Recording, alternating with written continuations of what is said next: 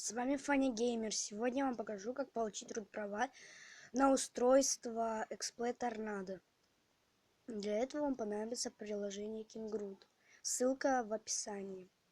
Открываем это приложение.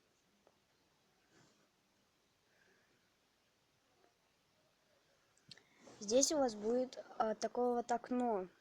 И вы должны листать вниз, вниз, вниз, пока не увидите кнопочку Try It.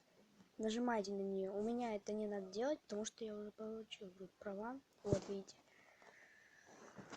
У меня здесь Today managed root I suspect times. Root obtained. Вот, у меня root получен уже. Вот. Потом, когда вы нажмете Try It, у вас начнется загрузка ваш root прав. Когда root права установятся, вы должны перезагрузить ваше Android устройство.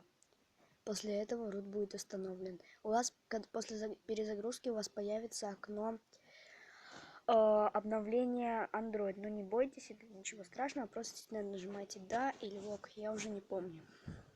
И все, после этого root установлен. Вот, ну как вы видите, я снимаю через SKR Pro. У меня работает root. Это мое первое видео, так что не судите строго. Потом будут выходить, может быть, летсплей по Майнкрафту. Я иногда буду снимать с друзьями. Будут разные туториалы по Майнкрафту. Не знаю, что еще может быть. Может, тоже разные эти будут. Там, как взламывать игры и все такое.